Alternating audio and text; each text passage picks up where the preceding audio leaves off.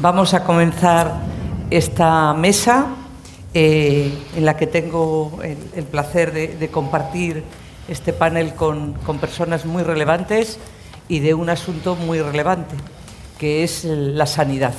La sanidad, el derecho a la salud de los españoles, que tenemos consagrado en nuestra Constitución, y especialmente el sistema sanitario de nuestro país.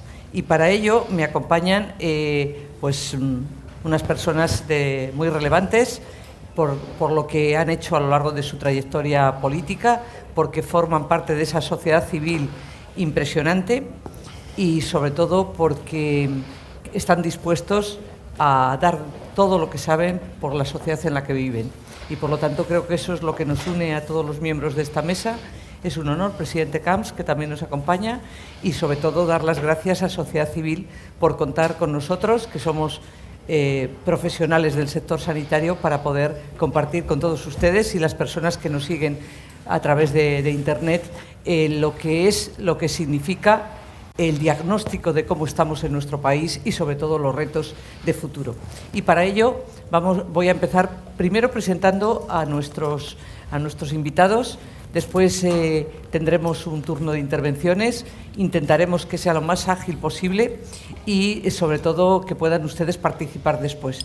Estamos comenzando con un poco de retraso, pero creo que tenemos hasta la 1:15 tiempo fijado para poder tener este panel. Por lo tanto, empiezo presentando a doña Henar. Muy buenas tardes, muchísimas gracias, es un placer estar en tu tierra. Ella, como saben, dirige un centro privado de especialidades médicas. Anteriormente estuvo al frente de la Ciudad de las Artes y las Ciencias de la Generalitat. Se formó en el CEU San Pablo y ejerció como abogado en un despacho especializado en mercantil, y durante su etapa al frente de las Artes y las Ciencias dirigió el proceso de concesiones de parte del parque a la entrada del sector privado. Es una muy buena defensora de la eficiencia en la prestación de servicios, gallega de nacimiento, madrileña de formación y valenciana de adopción, que es el cóctel perfecto para ser una persona que se considera ante todo española. Y desde luego le daré ese turno que le corresponde porque nos tiene mucho que contar. También nos acompaña el doctor Abarca Cidón. El doctor Abarca Cidón, como saben, es el presidente de HM Hospitales, de un grupo hospitalario familiar que comenzó su padre y que ha seguido todos ellos desde una vocación empresarial, pero sobre todo médica. Él es médico especialista de profesión y además es doctor y es abogado, y por lo tanto tiene una amplia formación, pero sobre todo lo que tiene a sus espaldas es haber trabajado en su propio grupo hospitalario, empezando, como tu padre siempre decía, hay que trabajar desde la cocina hasta la cama del paciente y conocer bien cuál es la asistencia sanitaria de calidad, y en esa asistencia sanitaria de calidad abrevio el currículum porque si no tendríamos la 1:15 para sus currículum. Gracias por estar aquí y sobre todo gracias por lo que has aportado, querido Juan, vuestro grupo en un momento como la pandemia, que ha sido espectacular. También nos acompaña Antonio Zapatero Gaviria, que es viceconsejero de Salud Pública y del Plan COVID de Madrid. Es un licenciado en Medicina y Cirugía, un especialista cum laude, un especialista en Medicina Interna. Se formó y ha estado como médico y como jefe de servicio en distintos hospitales y también como director médico en distintos hospitales de la red pública. Es profesor titular de la ANECA y es ante todo un grandísimo gestor y un servidor público, y por eso también es tan importante que hoy esté con nosotros. También Alberto de Rosa. Alberto de Rosa, como es valenciano, pues casi que no necesita presentación. Él es un licenciado en Economía y Empresariales por la Universidad de Valencia, formado después en Dirección de Empresas, y ha tenido una vida profesional intensísima. Siempre, desde que lo conozco, hace muchos años, ya vamos cumpliendo años, siempre como empezó siendo director en la red hospitalaria, y lo ha sido todo en distintos grupos empresariales, y siempre demostrando que la sanidad puede ser de calidad y puede ser eficiente. Y ahora, como saben, es el director ejecutivo desde el noviembre del 2020 para Europa de Senten Corporation. Muchas gracias también. Y por último, y no menos importante, tiene que haber uno que empiece el turno y uno al final, es don Juan Manuel Martínez Gómez, que es el presidente actualmente de la Confederación Española de Organizaciones de Mayores.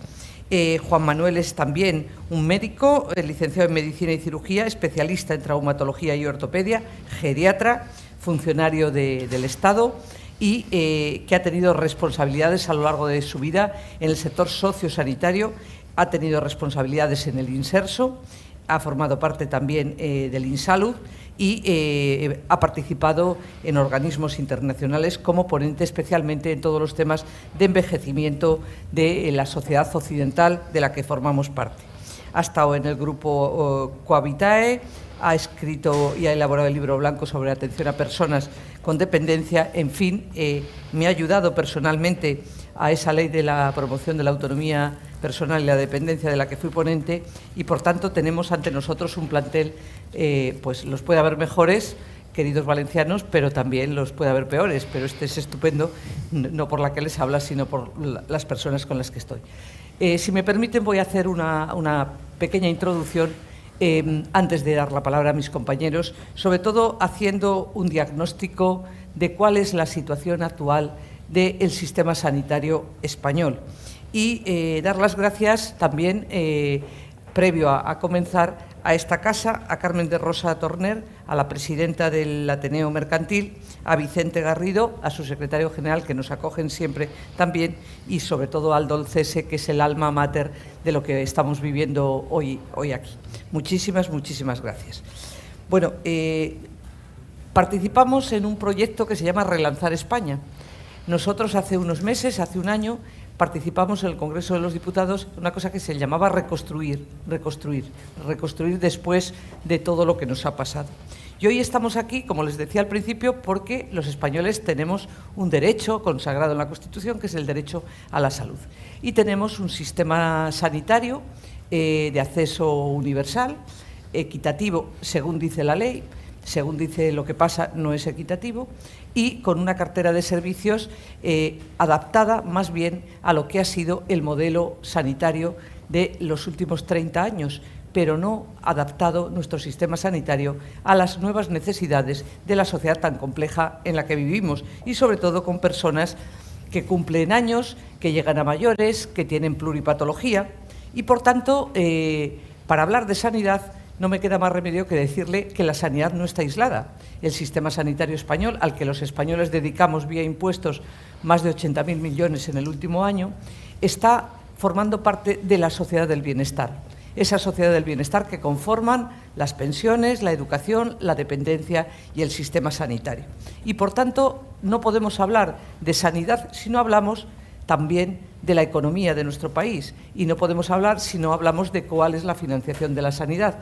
Hora y cuarto va a ser muy poco tiempo, pero sí nos va a dar tiempo a analizar realmente los retos, esos retos que tenemos por delante, que quiero compartir con mis compañeros y compartir con todos ustedes, y decirles que la pandemia ha sido una crisis de salud pública, y que ha demostrado que el sistema tenía algunas dificultades y ha abierto las costuras del sistema sanitario español. El sistema sanitario español es un sistema mejorable, pero sin ninguna duda uno de los mejores de Europa.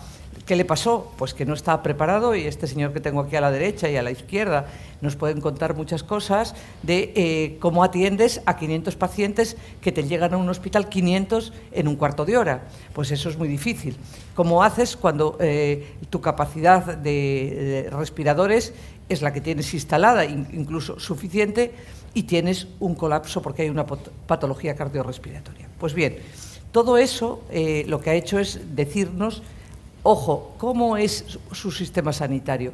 ¿Cómo tendrán ustedes que orientar el sistema sanitario en el futuro? Y, por tanto, esto requiere una reorientación de los servicios sanitarios. Primero, todo ese rollo que hemos contado durante años de la coordinación de la primaria, la especializada y la sociosanitaria, que sepan que está fatal, porque es muy mejorable. Eso que está fatal es que tenemos que tener una mejor coordinación, porque hay varios niveles que los ciudadanos pueden estar en un hospital, en la atención primaria o en un centro sociosanitario, pero requerir servicios compartidos. Y para eso vamos a tener, cuando hablemos de soluciones, hablaremos de esas soluciones, de esa medicina integral, de esos servicios integrales con sistemas de información compartido. Por lo tanto, los retos que tenemos por delante son el reto demográfico. Por cierto, el reto demográfico se ha unido el que tenemos en este momento, como saben, patógenos, es decir, pensábamos que solo íbamos a enfermar y morir de patología crónica y resulta que ahora de cáncer cardiovascular, ya saben, y ahora resulta que tenemos patologías agudas de patógenos nuevos. No es el primer patógeno, este ha sido sin ninguna duda de una expansión terrible, una pandemia, pero hemos tenido una epidemia que ha sido el SIDA, hemos tenido el SARS-1, etcétera. Por lo tanto, tenemos que estar preparados también para dar respuesta a este tipo de problemas, a pesar de que nuestro tema fundamental es cómo atendemos a personas que llegan a mayores y que en muchos casos pierden la salud. Tenemos que hablar de eficiencia. Los recursos del sistema sanitario, otro de los retos es que los recursos no son ilimitados y, por lo tanto, también querré preguntarle a los ponentes qué piensan de la financiación de la sanidad, de esa financiación que no es finalista y luego en propuestas que nos pueden aportar. También hablaremos el otro reto es la innovación. En medicina hablar de innovación es hablar de medicina. La medicina está unida a la innovación. No se entendería la medicina sin la innovación y, por lo tanto, si un sector es puntero en innovación es el sistema sanitario. Otra cosa es que tenga recursos, nos lo pueden hablar desde el sector público, nos lo pueden hablar desde el sector privado, con proyectos absolutamente innovadores en materia de investigación biomédica. Pero, sobre todo, lo que quiero también hoy preguntarle a mis compañeros es los pacientes. ¿Qué están esperando los pacientes? Bueno, ya saben que hemos tenido años de modernez del lenguaje donde los llamábamos clientes, por aquello de que llamarlo cliente era, vale, llámalo como quieras, pero lo que tienes que pensar es que todo lo que haces es porque hay una persona. Además, cada persona es una persona, cada persona es singular y tenemos unos servicios diseñados para grupos y las personas son personas. La persona que tiene un infarto agudo de miocardio es él, la persona. La persona que tiene la señora que tiene un cáncer de ovario es ella, la persona, y por lo tanto otro de los temas que tendremos que hablar es de ello. Y decirles los profesionales, claro, si tenemos un sistema sanitario como el que tenemos es porque tenemos profesionales y también dentro del ámbito de los profesionales hay retos, desde luego. Pues de esos temas quiero que nos hablen, y de lo que quieran más, porque somos una sociedad libre, que hablen nuestros ponentes, es decir, que abordemos esos retos que yo he puesto ahora sobre la mesa y algunos más que seguro que ustedes tienen en la cabeza, los retos de verdad que tenemos en el sistema sanitario. Empiezo, si me permiten, por la izquierda, sin que sirva de precedente, soy de derecha a izquierda, empiezo por el doctor Abarca. Doctor Abarca, le he sorprendido. Doctor Abarca, los retos, usted bueno, que tiene una amplísima experiencia. Sí. Bueno, cuéntenos. Primero, antes de nada, gracias a Sociedad Civil por invitarnos. En nombre soy el presidente de HM Hospitales, pero estoy aquí como presidente de la Fundación IDIS, del Instituto para el Desarrollo e Integración de la Sanidad, que es una institución que engloba todas las empresas que se dedican al emprendimiento privado en sanidad, y que tiene, desde aseguradoras, hospitales, la industria, y que tiene como finalidad intentar mejorar el sistema sanitario en su conjunto, y en particular el sistema sanitario público. Yo, por hacer una introducción desde la parte que más nos toca, breve, yo creo que la pandemia ha sido un baño de realidad, más allá de las propias costuras que ha demostrado el sistema que tiene, el sistema sanitario público, y que venía arrastrando probablemente por una falta de inversión desde el año 2008, con la crisis que se produjo. Yo creo que ha puesto en evidencia la importancia y la relevancia que tiene el sistema sanitario privado en nuestro país, ¿no? En donde en algunas comunidades, como en Valencia, afortunadamente, sobre todo, hablamos de la primera ola, que fue porque luego las demás se han ido digiriendo progresivamente, pero la primera ola fue catastrófica, sobre todo en Madrid y en Barcelona y en las Castillas, y ahí tanto el sector sanitario privado como el sector sanitario público pues hicieron una labor absolutamente unida, y aquí está el viceconsejero de la Comunidad de Madrid, que desde el principio trabajamos como una única sanidad, y yo creo que eso es un baño de realidad para toda la sociedad, ¿no? Y es que por mucho que haya grupos o corrientes que de alguna forma intenten poner en valor únicamente la aportación del sistema sanitario público. La realidad de nuestro país es que el sistema sanitario público, la estructura del sistema sanitario público se empezó a construir a finales de los años 60, 70, mientras tanto solo existía la beneficencia y existía el sistema sanitario privado, y a raíz de que se empezó con el cambio de la Constitución, el modelo del modelo financiado por cotizaciones sociales al modelo por impuestos, y se apostó por una infraestructura propia, hubo que incorporar de alguna forma toda esa red de centros sanitarios públicos, privados, que son 400 y que realmente le dan capilaridad al sistema sanitario, ¿no? Y luego, además, en un entorno en el cual, digo, el sistema sanitario público empezó a quedarse viejecito y obsoleto a partir del año 2007-2008, nunca hizo las modificaciones necesarias para adaptarse a la cronicidad y al envejecimiento, mientras que el sistema sanitario privado pues ha seguido invirtiendo desde el año 2008 hasta ahora, y además no solamente eso, sino que se ha reforzado concentrándose y creando grupos cada vez más competitivos, y que, bueno, obviamente en León o en Soria no pueden competir desde el punto de vista porque no hay masa crítica de pacientes con el sistema sanitario público. Tampoco el hospital de Soria puede competir con los hospitales privados de Madrid, pero en sitios como en Madrid, como en Valencia, donde hay unos hospitales privados fantásticos, porque hay mucha masa de población. Hay 11 millones de personas en este país que tienen un seguro, de los cuales 9 lo copagan, a pesar de todo, y sigue creciendo. Pues yo creo que pone en evidencia claramente la situación o la necesidad que tiene el sistema sanitario público del sistema sanitario privado, y de los dos. Y en esa línea, y mis propuestas, aunque obviamente hay muchas más que pueden que necesitan nuestro sistema sanitario público, nuestro sistema sanitario, hacia esa línea yo creo que es hacia donde... Mira a ver si tienen un punto. Luego dirigiré un poco las propuestas que tengo, ¿no? Eso, y lo que más me preocupa a mí, que es la apuesta que tienen que hacer todos los gobiernos de este país por el sistema sanitario público, y que hasta ahora no se ve, porque solamente el nivel de financiación que hay reservado para el sistema sanitario público hasta el año 2024, que sigue en el 6,2, pues esto va a ser claramente insuficiente, y el sistema sanitario privado no quiere ser una alternativa al sistema sanitario público, no pretendemos ser eso, ¿no? Entonces creo que esas son las dos principales propuestas que luego intentaré promover. Muchas gracias. Doctor Zapatero. Pues primero, Ana, muchas gracias a por la presentación, y gracias a Asociación por invitarnos. Bueno, yo leía el título de la mesa y ponía "La sanidad nos cambia la vida". Realmente lo que nos saca de la vida es que llegó un sitio muy pequeño en China y nos cambió la vida a todos, no solamente la sanidad. Comparto por avanzar lo que ha hecho Ana al inicio de la situación generada por la pandemia, y parte de lo que ha dicho, y también lo que ha dicho Juan. Yo, de los 5 subtítulos que habla la mesa, y por avanzar, diría, estamos de hacer la que evidentemente el COVID ha pasado, pero ya estamos en una situación que yo diría que vamos a tener una fase de convivencia larga con el coronavirus. No se oye bien. Es que lo tienes muy arriba.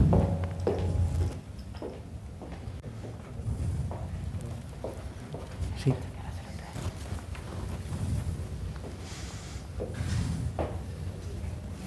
¿Se oye ahora?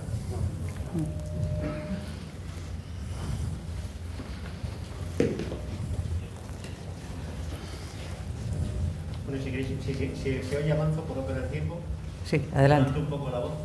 Para ello comenzamos una fase, es decir, empezamos por la primera liga y para plantear soluciones o marco de dónde estamos y dónde ir. Estamos en una fase en la que es evidente que después de la quinta ola, que fue tremendamente dura, estamos teniendo un nivel que yo diría que entramos en una fase que va a ser larga en el tiempo de convivencia con el coronavirus. Eso va a seguir modificando nuestra forma de ser, estar y trabajar. Poco antes de venir aquí estábamos hablando con el consejero de la Comunidad de Madrid. Yo creo que Madrid probablemente este fin de semana anuncie liberación de muchísimas. ¿Por qué? Porque tenemos un porcentaje de aprobación que está en torno al 90% como comunidad completa, y que con este virus hay que convivir. Y habrá que insistir mucho en medidas que dependerán de las personas, ¿no? Así que habrá que, evidentemente, dar al pecho, mascarilla. Pero eso va a condicionar nuestra forma de seguir gestionando el sistema sanitario. Seguirá habiendo circuitos de COVID, circuitos de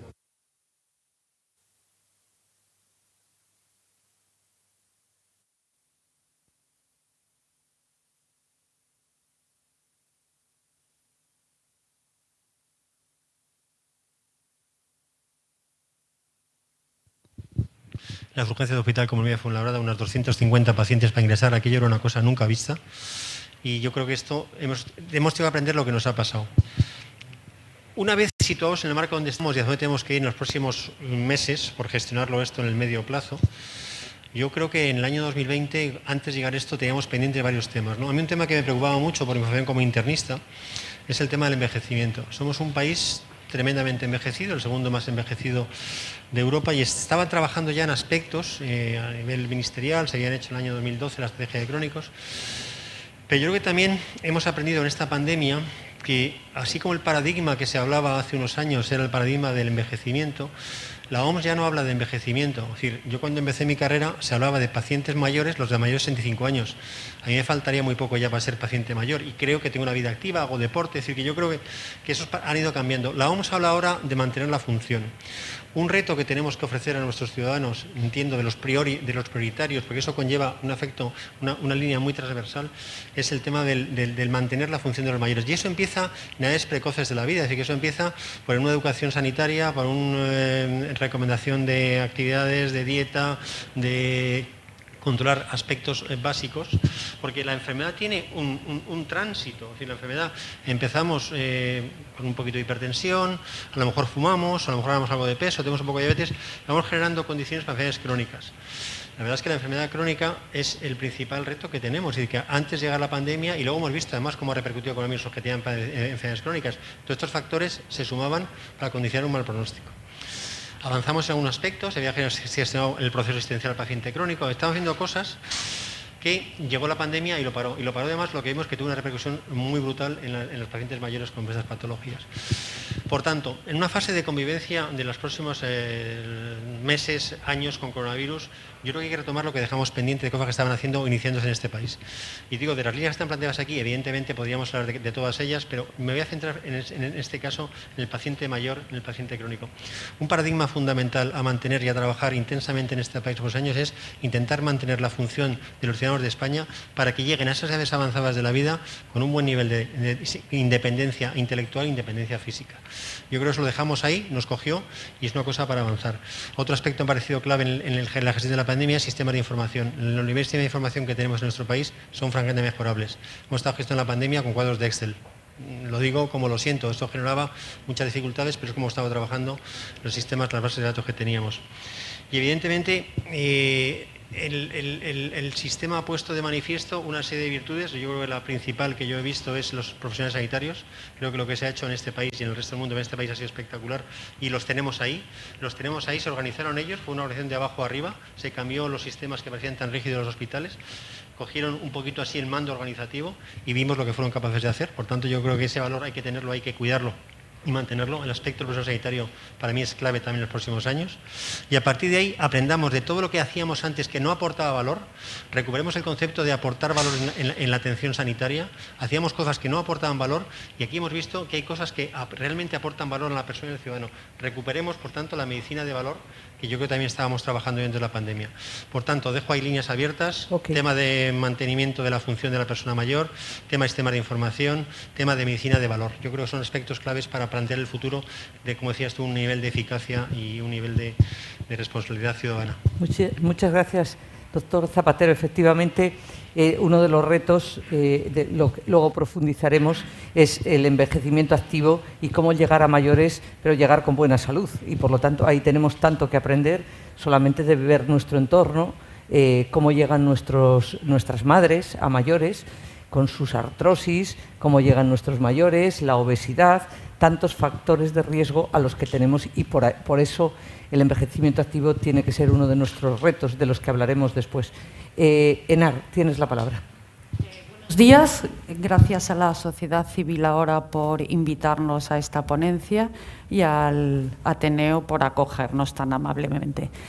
A mí me gustaría centrarme dentro de la experiencia mía vivida como responsable de un centro privado donde se atiende a compañías de seguros y donde se desarrolla una asistencia primaria, tenemos especialidades y otro tipo de actos médicos.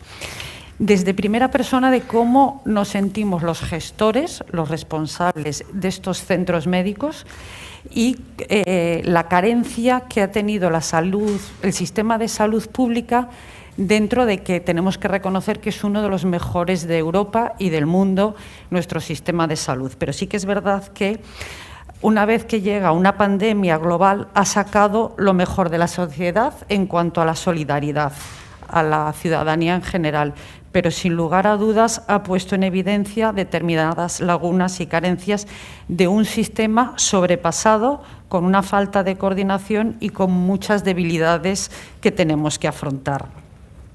Durante el año de la pandemia nosotros estuvimos abiertos desde el primer día y pude comprobar realmente que la tragedia que hemos vivido en nuestro país y en el resto de países del mundo ha sido de unas largas dimensiones. Y desde la perspectiva de un centro privado con unos pacientes que nos estaban llamando constantemente, hemos visto que había una falta de legislación solvente para afrontar esta crisis sanitaria, una falta de coordinación entre los distintos operadores sanitarios y, sobre todo, una falta de información incompleta. No teníamos una información rigurosa, no teníamos información a tiempo real por parte de los responsables del sistema público de salud, que han contribuido en muchos casos a un colapso del sistema sanitario y, sobre todo, y lo que más nos preocupaba era la angustia de la población en general, de no saber en qué situación nos estábamos encontrando. Y haciendo un poco hincapié en los problemas que hemos podido ver para luego llegar a unas soluciones o qué retos tendríamos que la salud, tanto pública como privada, sobre todo pública, porque yo todavía confío en esta coordinación entre pública y privada, que como tenemos aquí dos grandes ponentes, pueden explicar mejor. Las grandes deficiencias que sufrimos durante la pandemia, como he dicho, era la desinformación. No sabíamos lo que nos estaba pasando en ese momento. No teníamos una información clara y concisa y transparente. Una descoordinación. No sabíamos con quién teníamos que coordinarnos. No había un mando único a que desde un centro médico privado con 200 pacientes al día que estábamos atendiendo y que nos estaban llamando, pudiésemos darle unas orientaciones. Al final no sabíamos si lo privado y lo público iban de la mano o a quién teníamos que atender. Una saturación que se saturó todo el sistema. Incluso hemos podido comprobar hospitales que estaban desbordados de enfermos y hospitales privados que tenían plantas enteras sin ser utilizadas. Un desabastecimiento, tanto de EPIs, respiradores, reactivos. En los primeros momentos de la pandemia se requisaron a nosotros, vino la Guardia Civil, nos requisó mascarillas, reactivos para hacer toda clase de test de antígenos o PCRs. Y luego, sobre todo, una gran inseguridad jurídica. No sabíamos exactamente a qué nos estábamos enfrentando desde un punto de vista económico, social, político. Estábamos confinados y, además, los sanitarios tampoco sabíamos lo que teníamos que hacer. Si estábamos abiertos, si estábamos incumpliendo la ley. Si estábamos cerrados, si también estábamos incumpliendo la ley. Si podíamos recibir a pacientes o no. Como estábamos confinados, podían salir, nos llamaban. ¿Podemos ir? No ¿Qué patologías podíamos atender y qué patologías no podíamos atender? Entonces, yo creo que estos son determinadas cuestiones que, hasta que no llega una crisis sanitaria de tal volumen, no los pudimos comprobar, y ahora, pues, luego diremos un poco los retos para solucionar todas estas carencias que hemos tenido en un momento muy puntual. Muchas gracias. Adelante. Bueno, doctor. Juan Manuel, ser los últimos en hablar siempre tiene el problema de... a lo mejor ¿O no? Bueno, lo primero, muchísimas gracias a Sociedad Civil y al Ateneo por invitarnos. Es verdad que esta oportunidad de sentarnos a discutir un poco y a compartir ideas sobre la situación y el futuro y los retos del sistema sanitario, pues desde luego tengo que agradecerlo. Yo creo, y coincidimos todos, que tenemos un gran sistema sanitario público con unos valores extraordinarios, universalidad, gratuidad, en fin, todo este tipo de valores, que además ha creado algo que también es importante, cohesión social, territorial. Pero yo quiero resaltar también hoy que tenemos un gran sistema privado, en el que hay, como ha dicho Juan, 11 millones de personas, 9 millones que han decidido hacer un copago y que pagar 2 veces vía impuestos el sistema público y el sistema privado a través de unas grandes aseguradoras que son una referencia en Europa. Y, bueno, el sector privado hospitalario que ha ido concentrándose, creando grandes grupos que han permitido apostar seriamente por la innovación, y hoy podemos estar orgullosos en España de tener un gran sistema público y un gran sistema privado, que hay que decirlo así porque probablemente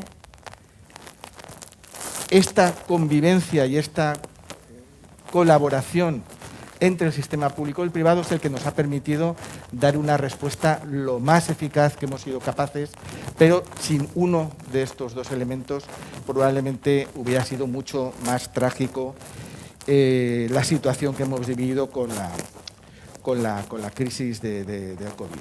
Es verdad que el sector privado ha ido generando confianza. Es verdad que el sector privado ha trabajado con lealtad, y lo quiero resaltar, oí antes a Juan, porque yo que ahora tengo responsabilidades en Europa, hay veces cuando vas a Alemania, a Inglaterra o a Francia, les sorprende cómo el sector privado se puso a disposición del gobierno sin ningún tipo de acuerdo previo. Esa lealtad con la que ha trabajado el sector privado con la administración pública en general en toda España, hay veces que no se ha visto recompensada. Por ejemplo, en la Comunidad Valenciana se tuvo que ir al juzgado para que se vacunaran a los médicos y enfermeras de las clínicas privadas. No se ha actuado con la misma lealtad, pero creo que tenemos desde el sector privado que apostar seriamente por la lealtad y por ser un colaborador fiel a servicio de los ciudadanos. ¿Qué retos tiene el sistema público? Pues la verdad es que tiene muchos retos. Me gustaría, para no alargarme, centrarme en dos, porque quizás son la crisis, aunque es algo que venimos hablando muchísimos años, Ana lo ha señalado, la crisis lo ha puesto trágicamente en el centro. La primera es la falta de, o sea, la división que hemos creado administrativamente en el sistema entre primaria, especializada, el sector social, la red de domicilio, en fin, esa falta de diálogo, falta de colaboración, esa división que hemos creado, yo creo que ha sido, desde luego, la crisis la ha puesto claramente encima de la mesa como un error de sistema que tenemos que acometer. Esa transversalidad o esa longitudinalidad en la atención del ciudadano es fundamental, y no solamente el sector sanitario, sino el sector social. Y luego, en segundo lugar, la digitalización. Es verdad que todos tenemos gente en atención primaria que han tenido que atender telefónicamente sin poder tener acceso a la historia. Esto no puede ser en el año 2021. Tenemos que seriamente estos dos retos ponerlos encima de la mesa. Uno, porque no podemos tener un sistema al que obliguemos al ciudadano, y al ciudadano mayor, cada vez mayor, más mayor, tener que adaptarse a un sistema que pensamos hace 50 años y la sociedad de hoy no es la misma que hace 50 años. No podemos mantener esta división, que es administrativa, es política. Y, en segundo lugar, el tema de la digitalización. Tenemos que avanzar en seriamente y la interoperabilidad de todos los sistemas, públicos y privados, por supuesto, pero ya a nivel público solo, entre todos los niveles asistenciales. Y me quedo aquí. Muchas gracias. Gracias, Alberto, por tu exposición, y sobre todo gracias por dejar perfectamente claro el papel que ha jugado también el sistema sanitario privado en atender a tantos pacientes y en sumar siempre a lo que tiene que ser un sistema en nuestro país. Tenemos la garantía de tener un acceso universal a la sanidad, pero esa complementariedad de la que siempre habla el doctor Abarca, ¿no? También, que creo que es tan importante, y por lo tanto el modelo que tenemos, desde luego, lo tendríamos que mejorar permanentemente. Y ahora voy a dar la palabra a Juan Manuel. Juan Manuel, también para que nos digas cuáles son los retos. Primero, antes de nada, quiero dar las gracias a Aldo, a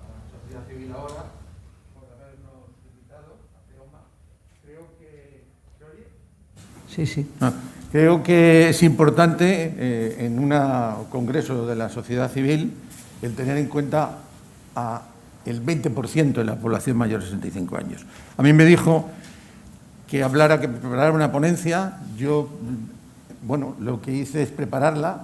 Después, hablando con Ana, decía que hiciéramos mejor unas participaciones en cada uno, pero después me ha dicho, ponlo, y lo único que voy a hacer es, voy a poner y hacer hincapié solo en datos y los más importantes para que dé respuestas precisamente a lo que todos, y primero Ana, ha comentado.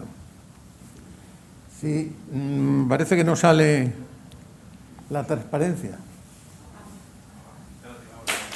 Ya está, vale.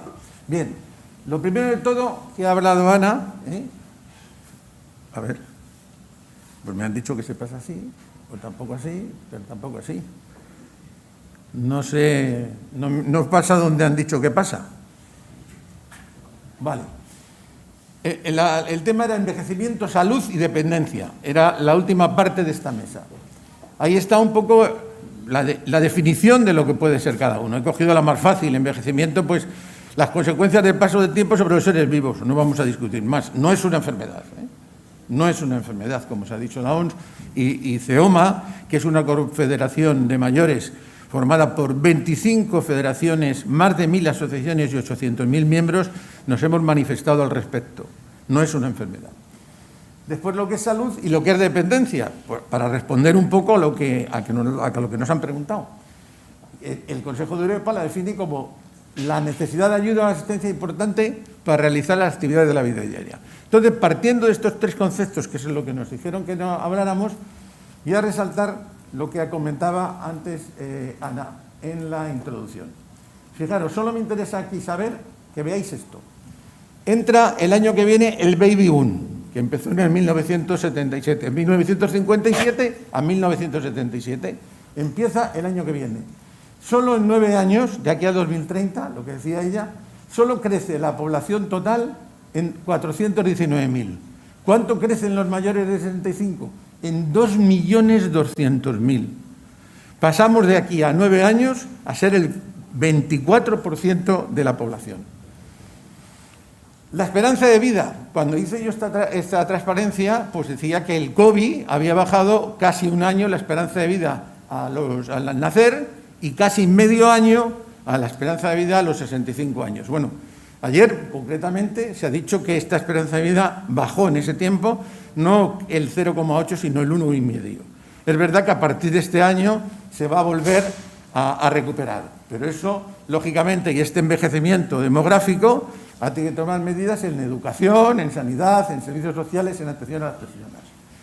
Solo hacer hincapié aquí en el estado de salud de los mayores de 65 años. Fijaros, entre los 65 y 75, si sumamos los dos, el 83%, sumando el 46 y el 8,3, el 53% dicen que tienen un estado subjetivo de salud bueno o muy bueno.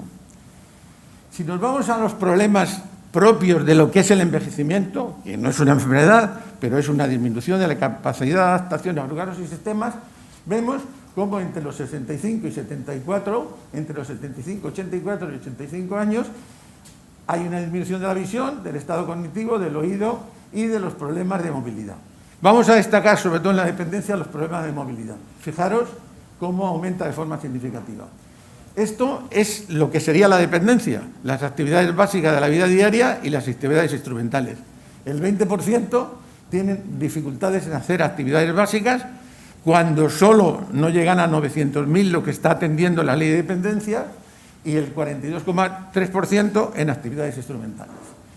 Esto lo he traído porque me imagino que interesa, que es cómo ha afectado el COVID he sacado aquí 10 países de la Comunidad Europea.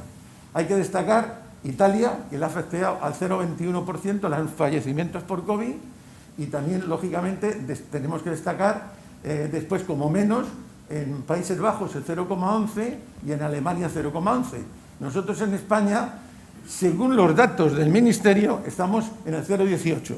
Yo no me los creo, Vale, o sea, lo digo antes. ¿Cómo hay que recurrirse a esta situación? Pues el problema de la geriatría de los mayores es que tenemos un problema clínico, problema funcional, un problema psíquico y un problema social. Eso es el diagnóstico y ese es el tratamiento que tiene que tener ese enfermo geriátrico. Luego tienen que atender los servicios sociales y la ley de dependencia y los servicios sanitarios, en los dos, a través de todo el recurso y toda, lógicamente, la cartera de servicios que tienen estos dos instituciones. Y, lógicamente, una de las cosas que falla es la coordinación sociosanitaria. Si pasamos ahora a la siguiente, ¿veis?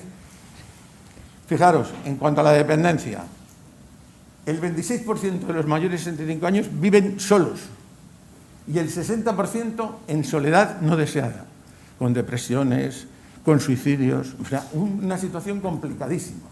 El 4,9%, importantísimo, reciben ayuda a domicilio en España. Solo el 4,9%, pero con una intensidad de media de 20 horas.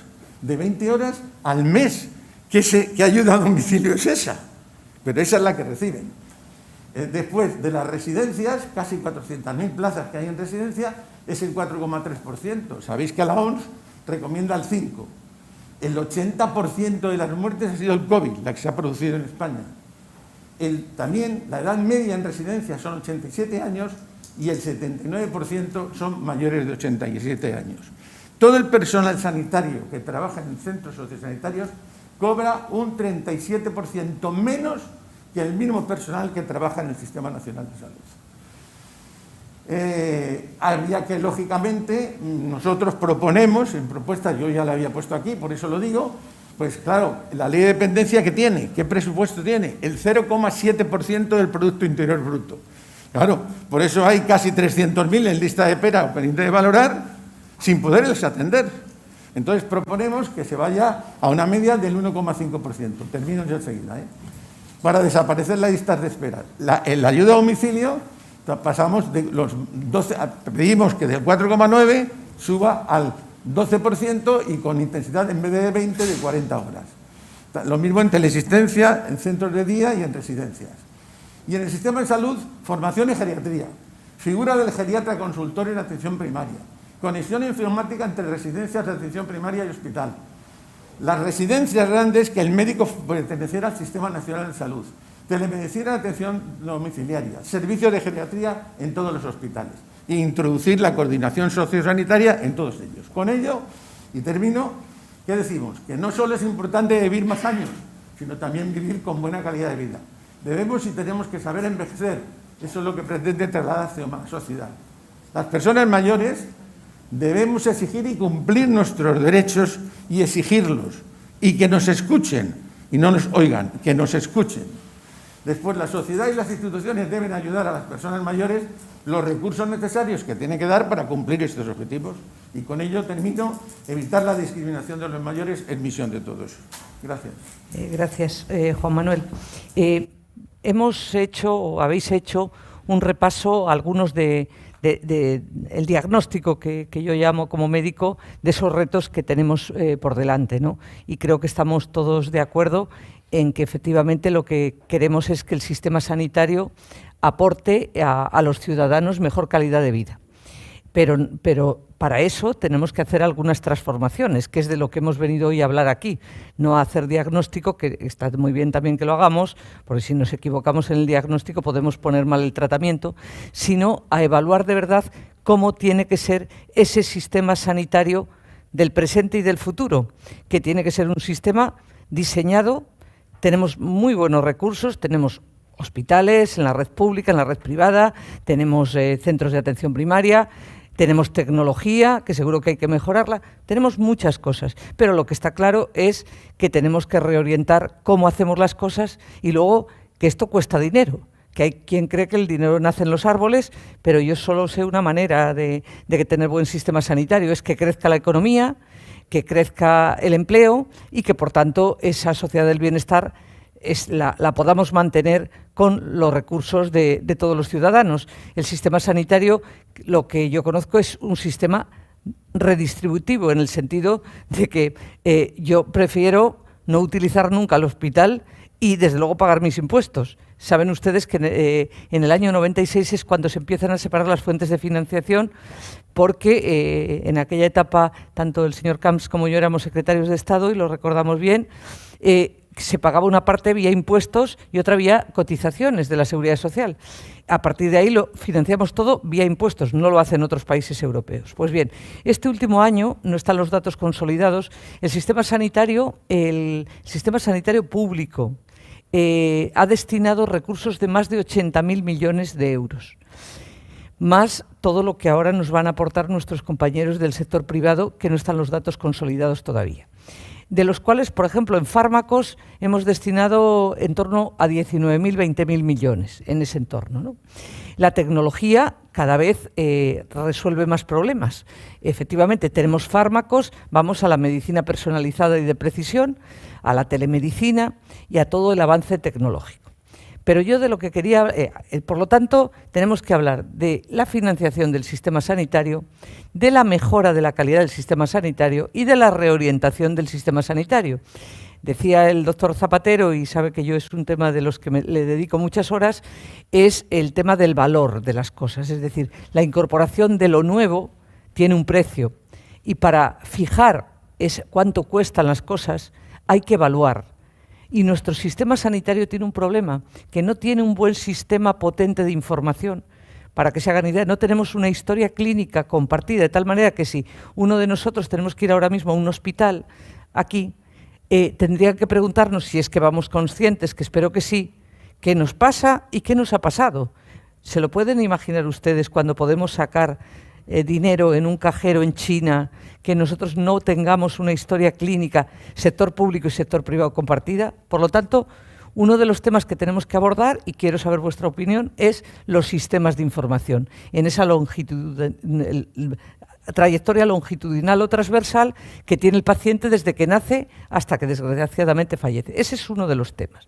Segundo, que la coordinación sociosanitaria de la que llevamos hablando los que somos de este sector 30 años, esto no ha avanzado nada, porque la coordinación sociosanitaria es cuando pueda haber una historia compartida, información compartida de los pacientes, tanto para la red sociosanitaria como para la red hospitalaria. Tercero, importante, es cómo evaluar la calidad del sistema sanitario. Aquí lo hacemos todo a ojo de buen cubero, decimos que esto va bien, que el otro va mal, que esto parece que funciona muy bien, le preguntamos a los colegas quién es bueno en trauma, quién es bueno en hombro, y no tenemos un sistema que evalúe la calidad. ¿Y saben por qué? Porque no tenemos un potente sistema de información. Y por eso, dos de los retos que yo pongo aquí sobre la mesa, porque saben que los llevo defendiendo mucho tiempo, pero como quien llueve y no se cala, es que haya una gran agencia nacional independiente que evalúe el conjunto del sistema de nuestro país y que evalúe calidad y que evalúe resultados. Y otro aspecto importante es que indefectiblemente vamos a incorporar lo nuevo, lo novedoso. Es decir, si tú tienes un fármaco que cura una patología, es muy difícil que tú le digas a un paciente y a su familia que tú ese fármaco no se lo vas a poner accesible ya. Como nos pasó en la hepatitis, recuerdan, que nos invertimos los españoles 750 millones de euros, pero es que hemos curado a personas que eran subsidiarias de un trasplante hepático y, por lo tanto, el modelo de coste-eficiencia a medio plazo lo que vale es la eficiencia del sistema sanitario. Y no tenemos. Y, por lo tanto, tenemos que tener un órgano, como tienen los ingleses, tienen los canadienses, tienen los alemanes, que es de evaluación, semejante al NICE inglés, que es de evaluación permanente y, sobre todo, de evaluar qué es la innovación que incorpora una tecnología o un fármaco, y eso es lo que tendremos que pagar los españoles. Por lo tanto, mis preguntas van por ahí. ¿Qué pensáis de cómo es posible que a estas alturas no tengamos un sistema de información, una plataforma única de información y de compartir información clínica? Estoy hablando de información clínica entre todos los hospitales y todos los centros de salud de España. La segunda pregunta que os hago es la financiación. ¿Cómo hacer sostenible el sistema sanitario? Y la tercera, que es muy importante para nuestros profesionales, ¿qué pensáis del modelo que tenemos de vinculación de los profesionales al sistema? Si os parece razonable o no os parece razonable. Y luego, el paciente. Por lo tanto, son 4 preguntas en una, pero como somos todos muy ágiles y rápidos, pues a ver qué opinión tenéis. Y voy a empezar en sentido contrario al de antes. Adelante. Sí, bueno, yo creo que dicho, o sea, Juan Manuel. hacia una geriatrización de la medicina, con lo cual yo creo que... ¿No se me oye? Sí, sí. Con lo cual yo creo que los hospitales tienen que tener en cuenta... Tienen que tener en cuenta esa situación. Y además, viendo esa geriatrización de la medicina, yo pienso, Ana, y os lo digo a todos, que sería muy bueno que en todos los hospitales, debido a que el uso de ellos, por lo menos la ocupación, como me imagino dirá el viceconsejero o cualquiera de nosotros, el 50% son mayores de 65 años, pues se utilizara lo que es la valoración geriátrica integral desde urgencias, porque así destinas al servicio que más corresponde. Entonces, eso quiere decirse que tenemos que cambiar el modelo hacia esa geriatrización de la medicina. Por otro lado, en el caso de la información es que es vital. No solo que haya una información entre atención primaria y hospitalaria, que eso más o menos yo creo que la hay, sino en las diferentes comunidades autónomas, pero también en las residencias. Eso es a lo que yo me he referido. En todas las comunidades autónomas, pero también en las residencias hay 400.000 personas. Sí. De tal manera que esa coordinación sociosanitaria con esa fuente de información sería muchísimo mejor. Muchas gracias. Alberto. La verdad es que las preguntas es muy interesantes todas y la verdad es que poco tiempo para contestar. La digitalización yo creo que es esencial. Para mí, la sanidad pública y privada dentro de 8 o 10 años va a tener que responder a dos cosas. Uno es la accesibilidad al sistema. No podemos hacer que la gente espere meses o años para ser vista por un especialista o en atención primaria o hacerse una prueba. Y todo lo que sea hacer una medicina predictiva a través de inteligencia artificial, todo lo que sea hacer una medicina lo más personalizada posible, es el futuro. O sea, la accesibilidad y la digitalización son los dos retos fundamentales tanto en el sector público como en el sector privado. Es más, yo creo que la excelencia se relacionará porque esa es una de las respuestas a por qué hay 9 millones de personas que quieren copagar, porque quieren recibir accesibilidad y quieren recibir ese concepto de que alguien está permanentemente cuidando de uno cuando no está enfermo para evitar que se ponga enfermo y adelantarse. El papel de los profesionales es fundamental, pero no solamente es fundamental cambiarlo, creo que no se puede tratar igual al que es desigual y tratar igual al que aporta más valor que al que aporta menos valor. El sistema tiene que reconocer de algún modo esto. Y además, ante la falta de profesionales, que aquí nadie habla que en 10 años se van a jubilar un montón de médicos y que hay problemas con enfermería, ¿y cómo vamos a resolver eso? Tercero, la evaluación, fundamental. O sea, yo creo que este es un sistema, el sistema público adolece de transparencia. Justamente los que más hablan de que tiene que haber transparencia es los que menos hacen los datos, porque cuando tienen los datos, por ejemplo, como ocurre en esta Comunidad Valenciana también, cuando la sindicatura de cuentas demuestra que un modelo es mucho más menos listas de espera, más ahorra dinero al contribuyente y genera más calidad, pues el gobierno cierra ese documento y decide seguir con una política de agresión al sector privado. Y al final no se tiene en cuenta al paciente. Vuelvo a decir, paciente que todos hablamos que es el centro del sistema, tendremos que decir, oye, estoy preocupado por ti y quiero hacer esto por ti. Y todo esto, los 4 puntos, hay un problema, Ana, tú mejor que nadie lo sabes, Antonio también, que esto es una decisión política. O sea, la solución a una digitalización transversal, un nuevo rol de profesionales, una planificación con los profesionales a medio plazo, hacer un sistema transparente donde haya una agencia nacional que evalúe la innovación, cómo se integra, cómo respondemos, son decisiones políticas.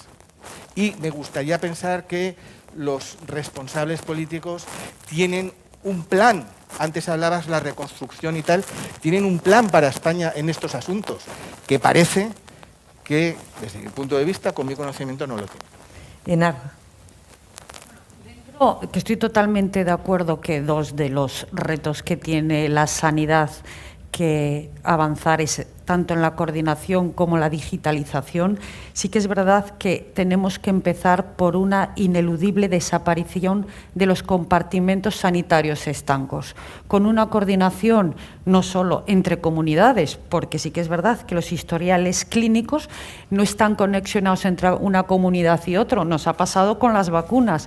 Las vacunas, los que estábamos desplazados en verano o porque tienen 3 meses que trabajar fuera de su lugar, no pueden vacunarse. Ahora de repente hay que vacunar a todo el mundo, pero hasta en el mes de agosto no nos podíamos vacunar. Creo que ahí tiene que haber una coordinación entre comunidades autónomas y una coordinación importantísima entre lo que es la sanidad pública y la privada. Si no tenemos esa coordinación, no vamos a seguir avanzando. Y luego, en cuanto a la digitalización, totalmente de acuerdo, la gestión institucional de los procesos de digitalización.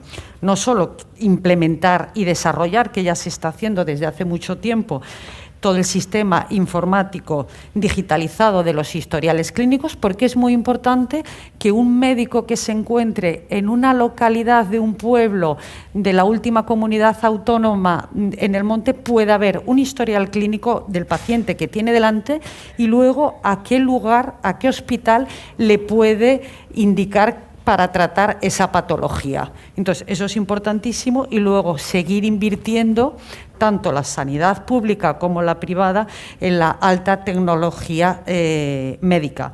Tanto lo que estamos viendo ahora con el Internet de las cosas como la inteligencia artificial, y podemos llegar hasta un triaje virtual, saber perfectamente antes de que un paciente vaya a un hospital, según su patología, con la inteligencia artificial y con el Internet de las cosas, a qué hospital habría que enviarle, porque así dejaríamos un poco de saturar determinados hospitales. Muchas gracias, Enar. Doctor Zapatero. Has hecho 4 preguntas que son para nota las 4, si respondiésemos con habilidad. A ver, sistema de información. Yo comparto hace ya muchos años, cuando presidía la Sociedad Española de Medicina Interna, que veíamos y nos fijábamos en el ámbito anglosajón, en el ámbito americano, y como bien decías tú, en estos países tienes la capacidad de analizar resultados que se producen por proceso, cirugía de cadera, las complicaciones, e incluso se puede agregar por médico, es decir, que se puede llegar a ese nivel de detalle. Por tanto, factible seguro que es. En la semana pasada despachaba en el despacho con Miguel Enar, que es catedrático de epidemiología en Harvard, que querían hacer un proyecto en Madrid que hacía referencia al COVID, vacunas, mezclaba varias bases de datos. Y lo que me decía él, fíjate, viene de Harvard, es que cuando revisan bases de datos que tenemos en España, las bases de datos que tenemos son buenas. Tenemos mucha información. Y él hablaba habían revisado farmacia, habían revisado primaria. Primaria genera mucha información porque trabaja mucho con formularios, por lo menos en la historia clínica de Madrid. Y en los hospitales tenemos un sistema fantástico, he trabajado mucho, que es el sistema del CMBD, el conjunto mínimo básico de datos. Es decir, que la información la tenemos. Lo que pasa es que a veces nos cuesta mucho integrarla, soltarla, analizarla, pero si, como bien decías tú, si no somos capaces de medirnos y de ver qué es lo que estamos haciendo y qué margen de mejora, esa medicina de valor para hacer cosas que valen y hacer cosas que no valen, quitarlas, y no vamos a avanzar mucho. Y el problema es que la información la tenemos, ¿vale? Luego, de cosas que decían Enar y Alberto, es decir, yo creo que la compartimentación esta que se hacía por niveles, es decir, el paciente tiene que estar donde tiene que estar en función de lo que le pase. No somos todos iguales, ni siquiera los mayores. Me preguntaban la semana pasada con esto de las vacunas de residencias, oye, ¿por qué vacuna usted al ciudadano de residencia de 84 años y no vacuna al ciudadano que no está en residencia de 84 años? Bueno, como he cogido alguna experiencia en esta de medios, pues daba alguna respuesta, con poca base científica. Pero es cierto, y me gusta mucho, lo ha contado Juan Manuel, que estar en una residencia de ancianos en nuestro país es una posibilidad de morirte de hasta 8 veces más que si estás en tu casa y eres independiente. Es decir, que probablemente hay un sesgo de selección del ciudadano que se mete en una residencia de ancianos porque su carga de enfermedad o su carga de dependencia es altísima. Y eso hace que se mueran muchos, y se ha visto con el COVID. Por tanto, pero hemos dejado el sociosanitario como una cosa que estaba ahí, en la que nos hemos metido muy poco, es decir, que tenemos que asumir nuestra parte de culpa, pero yo creo que el aspecto del sociosanitario, insisto, el envejecimiento, llegar lo más saludable posible a edades mayores de la vida, eso me parece absolutamente fundamental. Por tanto, sistemas de información, sociosanitario hecho. Luego, el paciente, Ana, lo hemos dejado bien al final, pero me parece clave el paciente, es decir, que si estamos, todo lo que hacemos todos los días es para intentar que el paciente tenga una atención sanitaria de más calidad. Mira, el paciente, por ejemplo, me llamaba la atención cuando revisaba aspectos de la pandemia, que hemos hecho cosas con los pacientes que no tienen ningún sentido desde el punto de vista asistencial. cuando hacen encuestas a pacientes, a miles de pacientes, hasta un 20% de ellos te dicen que los hospitales no les parece ya un sitio seguro. O te dicen que cosas que hacíamos en los hospitales de consultas para dar revisiones, para dar análisis, que se puede hacer por otra vía. No me haga usted ir al hospital donde puede estar ese virus que a lo mejor me complica la vida. Hemos sido demasiado, también hemos hecho cosas que desde el punto de vista de eficacia o eficiencia, y además no pensábamos en las personas que teníamos enfrente, nos parecía lo más cómodo. Yo tenía mi consulta o con mi agenda de trabajo y ahí venían. Hemos hecho cosas que no aportaban ningún valor. Vuelvo al concepto del valor. Y luego el recurso humano. Yo creo que el recurso humano, evidentemente, habría que plantearse desde el punto de vista conceptual cuál es la relación laboral que tenemos con el recurso humano. Ahora bien, creo, y lo decía al principio de mi intervención, lo mejor que hemos tenido en esta pandemia es el recurso humano. Por tanto, cuidémosle, ayudémosle en la formación, ayudémosle en desarrollo profesional, ayudemos en cosas que también tenemos muy paradas desde hace ya muchos años. Por tanto, has tocado 4 temas que son claves, tienen muchos matices, y a mí lo que me gustaría es que lo que ha pasado en la pandemia, que nos ha puesto de manifiesto cosas que hacíamos que no aportaban nada, seamos capaces de hacer una depuración en un contexto de crisis, de dificultad de financiación económica, para que a partir de ahora revisemos todos los trayectos sanitarios de todos los ciudadanos. Cada uno tiene el suyo, no somos todos iguales, no son iguales todas las enfermedades cardíacas, no son iguales todos los oncológicos, y procuremos darle que el paciente esté donde realmente tiene que estar. Olvidemos de compartimentalizar la sanidad, no tiene ningún sentido. Muchas gracias. Le voy a dar la palabra al doctor Abarca y solo compartir con todos ustedes.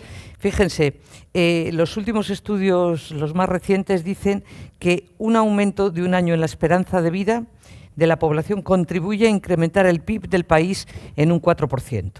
Hay una frase que decimos mucho los sanitarios, que es que los recursos sanitarios valía hasta hace poco, tu mayor consumo de recursos es en el último año de tu vida.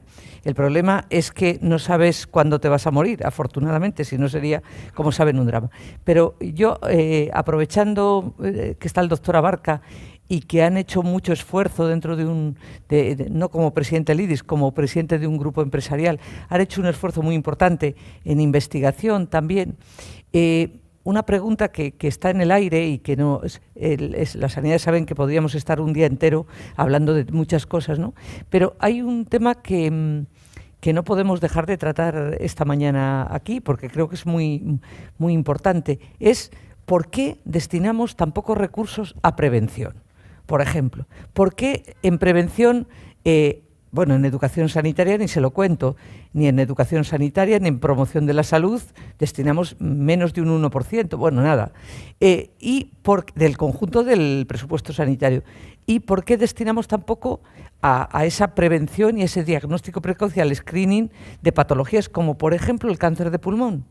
Que en este momento, como saben, hay posibilidad de poder avanzar significativamente. Desde tu experiencia, Juan, que habéis hecho un esfuerzo en investigación impresionante, en tecnología súper avanzada, ¿qué crees que se podría abordar y ser pioneros en todo lo que he preguntado, pero también en proyectos de verdad para hacer que lleguemos a mayores, no tu grupo empresarial, todos, o sea, todo el conjunto de la sociedad, para que seamos capaces de aportar vida a los años? Es decir, que vivamos muchos años, pero que lleguemos en buenas condiciones. ¿Y por qué estamos centrados exclusivamente en atender patologías, cuando resulta que tenemos la posibilidad, de verdad, de hacer diagnósticos precoces?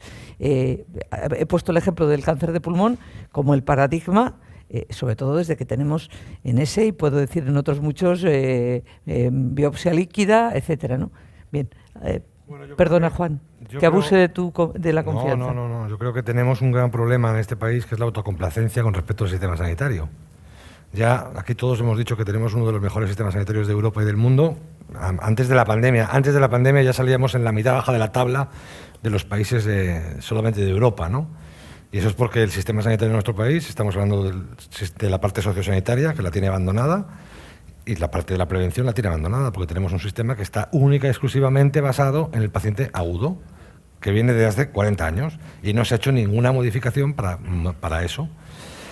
Entonces, claramente tendríamos que cambiar el modelo. Yo estoy de acuerdo con todo lo que habéis dicho, tendríamos que estar aquí para hablar 7 horas, pero sobre todo me quedo con una cosa que ha dicho Ana, que es, tenemos un sistema que se supone que tiene que ser equitativo, que se supone que tiene que ser accesible, pero no lo es. Entonces, es que eso es una cosa que es absolutamente evidente, y si no le metemos más recursos y rehacemos la casa de arriba abajo, con esas reformas que teníamos que hacer, pues claramente no va a ser, ¿no? Yo estoy totalmente de acuerdo con el tema, o sea, con todo lo que habéis dicho, ¿no? O sea, los sistemas de información son espantosos, no hay prácticamente ningún tipo de integración, y eso nos va a marcar la diferencia entre la sanidad del siglo XXI y la sanidad del siglo XX, que hasta ahora eran las máquinas y ahora viene todo lo que tiene que ser con la gestión del dato, ¿no? Tenemos una asignatura pendiente ahí y que además va directamente relacionado con los pacientes, porque la información tiene que estar alrededor de los pacientes y tenemos que generar un sistema sanitario alrededor del paciente, no alrededor de los profesionales, que es lo que le pasa al sistema sanitario público de este país, que está alrededor de los profesionales. Y luego tenemos que aprovechar, obviamente, todos los recursos sanitarios en pro del paciente, ¿no? Yo, por ejemplo, creo que todo lo que tiene que ver, un poco también a colación de lo que del papel, de la relevancia que ha tenido el sector sanitario privado durante todo, que ha quedado demostrado, ¿no? Creo que tenemos que ir hacia un modelo de colaboración público-privada diferente, ¿no? Yo creo que ya no es una cuestión de listas de espera, ni es una cuestión, creo que es una cuestión de que hay que valorar, teniendo en cuenta que hay comunidades como la Comunidad de Madrid, que tiene un 40% de gente que tiene un seguro, o Cataluña, que tiene un 33% de personas que tienen un seguro, hay que valorar que hay una continuidad asistencial para que no se dupliquen las cosas. Es decir, porque desgraciadamente se va a invertir en sanidad pública lo que se va a invertir, el 6,2%. Es decir, iban a seguir existiendo gente mayor, existiendo enfermedades crónicas, con lo cual al final la gente va a tener que pagar más dinero de una u otra forma. Entonces, si yo tengo la opción de hacerme un seguro que no me cubra todo, pero imagínate que me cubre la consulta y la urgencia, ¿por qué tengo que empezar la cola desde el principio de la sanidad pública? ¿Por qué no puede haber una continuidad asistencial, que para eso es necesario una integración informática entre la sanidad pública y la sanidad privada? Yo creo que tenemos que tener, igual que con la innovación, aquí, ¿dónde están los Da Vincis? Bueno, ahora la pública lo compra ahora, pero el primer robot no Da Vinci de la tecnología 2.0 viene a la sanidad privada, la protonterapia. ¿Por qué no se puede tener una mente mucho más abierta, tener un pacto, hacer una verdadera cartera de servicios a nivel nacional y aprovechar donde está la innovación tecnológica con independencia de si está en la sanidad pública o la sanidad privada? ¿Por qué no hacemos un pacto por la innovación que llegue a todo el mundo? Es decir, yo creo que tenemos que ser imaginativos, pero como ha dicho antes Alberto, hay que tener voluntad política, sentido de realismo de la situación en la que estamos y realmente hacer las cosas, porque si no nos vamos a ir hacia un sistema que es el brasileño, que es una sanidad pública que es una basura, beneficencia pura, y una sanidad privada cada vez más potente. Y así es como yo veo las cosas, desgraciadamente, porque somos los primeros que estamos deseando, porque no queremos, como he dicho, solo una alternativa, estamos deseando que haya un sistema sanitario público potente que garantice la equidad y que a nosotros nos permita personalizar. Sí. Ahora os voy a dar la palabra durante un minuto, que es lo que nos queda para cada uno, para que de todo lo que hemos hablado, este es el foro de la sociedad civil, soy sociedad civil, somos sociedad civil, y si tuvieras que mandar un mensaje a la sociedad civil de tu país y a los responsables públicos de tu país de qué es lo más importante para hacer ya del sistema sanitario, ¿qué dirías? Adelante. Bueno, yo te diría lo que acabas de decir, o sea, voy a hablarte ahora más como presidente de CEOMA que como geriatra. No se te escucha. Decía lo que estabas comentando tú, que voy a hablar como presidente de CEOMA más que como geriatra. Que nos escuchen a los mayores. ¿Qué estamos pidiendo nosotros en estos momentos? Que al escucharnos a los mayores podamos saber decir qué es lo que queremos. Fijaros, tú has dicho una cosa, 1 euro en prevención es igual a 3 euros en atención.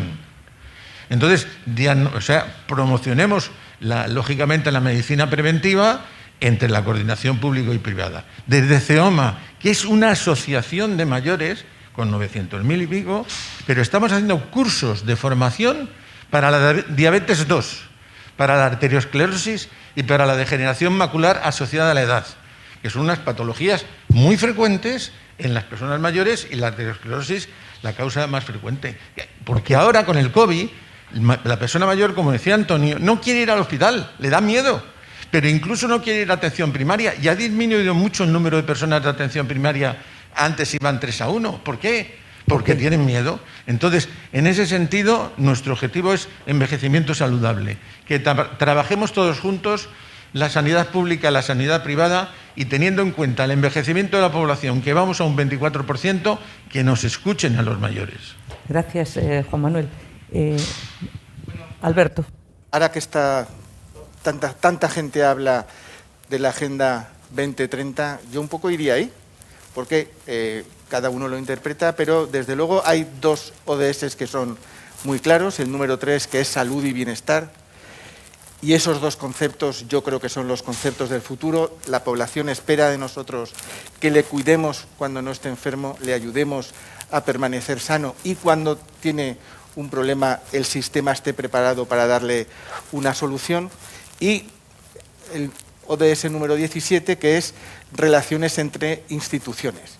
Y yo siempre digo, entre instituciones públicas, privadas, sociedad civil, pacientes, profesionales.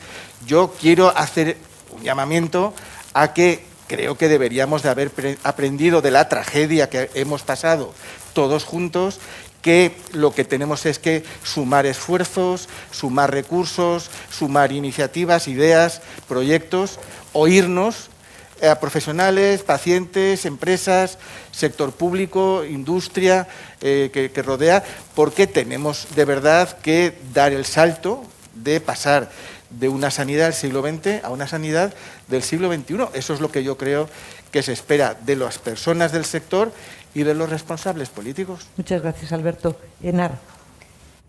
Después de todo lo que hemos comentado, creo que una de las cuestiones más importantes de la Administración es seguir invirtiendo en alta tecnología en la salud, porque el mayor hospital tiene que ser en las casas y acudir a los hospitales a especialidades concretas, crónicas, y ya a una segunda fase. Pero el mayor hospital con las nuevas tecnologías tiene que ser las casas.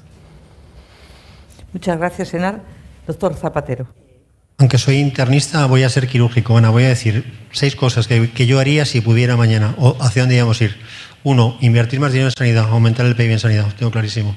2, creación con carácter urgente de una Agencia Nacional de Calidad, donde podamos tener información de lo que estamos haciendo.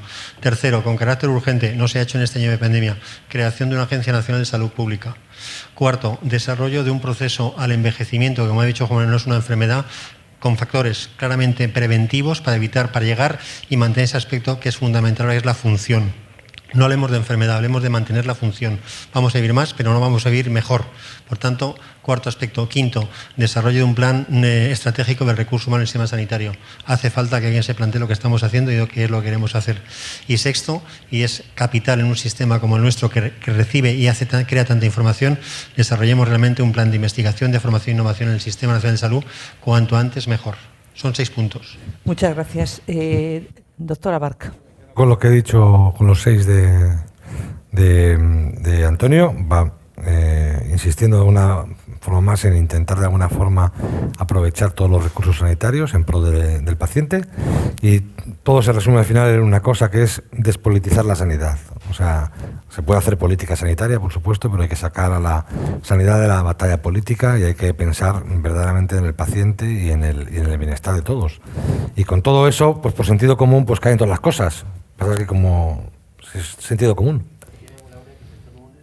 Los sentidos. Pero... Era de Zamora y era muy cáustica cuando hacíamos alguna manifestación. Bien, pues a mí, si me permiten, en un minuto también, y para no aburrir a nuestros encantados oyentes de la sociedad civil también, decirle, yo voy a hacer mías las palabras que aquí se han dicho, no podía ser de otro modo. La primero, que nos escuchen a los mayores, envejecimiento saludable, recordar que la Agenda 2030 es salud y bienestar, pero también sumar entre todas las instituciones, que hay que invertir en tecnología, que es necesario y fundamental para acercar de verdad la sanidad al paciente y evitarle, desde luego, todas las molestias innecesarias que tenemos en este momento. No hemos hablado, por ejemplo, de por qué tiene que ir una familia de un paciente a que le sellen 20 veces el antiagregante plaquetario que se tiene que poner todos los días, cuando ya se supone que no se va a dar un chute de antiagregante, vamos, que no va a gastar más de la cuenta, o sea, cosas que estaban pensadas para los 80, eso lo añado yo, pero bueno, es para hablar de por qué se invierte en alta tecnología. Y después, efectivamente, recursos. Tendríamos que necesitar otra invitación para hablarles de eficiencia, de cómo se pueden hacer las cosas bien y ser eficientes, y para eso hay que evaluar. El doctor Zapatero ha hablado de una agencia de calidad y una agencia de salud pública. La salud pública entendida no como lo que se piensa de salud pública, lo epidemiológico o lo infectocontagioso, sino mi concepto de salud pública es la salud integral de los pacientes, ¿no? Desde la educación sanitaria a la asistencia sanitaria, pero sobre todo prevención. Prevención en mantenimiento, desde luego, de la funcionalidad, que es también clave. Desde luego, los recursos humanos no podemos olvidar que no serán el centro del sistema, como dice el doctor Abarco, pero son la piedra angular del sistema sanitario, porque si tenemos un sistema que destina un 6 y pico del PIB y tiene los resultados en salud que tiene, en buena parte se debe a que tenemos unos profesionales sanitarios bastante mal pagados. Y luego el I+D+I, que hemos hablado muy poco porque no da tiempo a todo, pero que efectivamente habéis resumido. El I+D+I significa que el sector de biomedicina es uno de los sectores en este momento en España.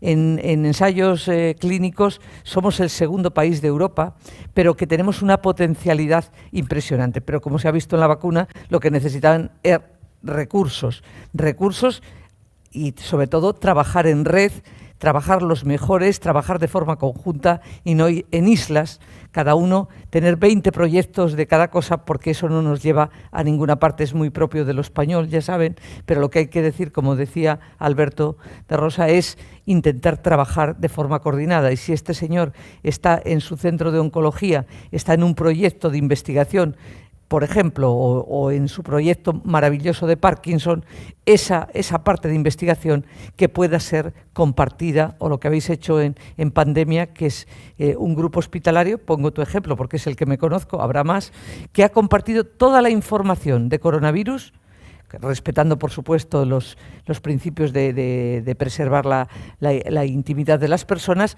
a disposición para que los estudiosos puedan hacer conclusiones.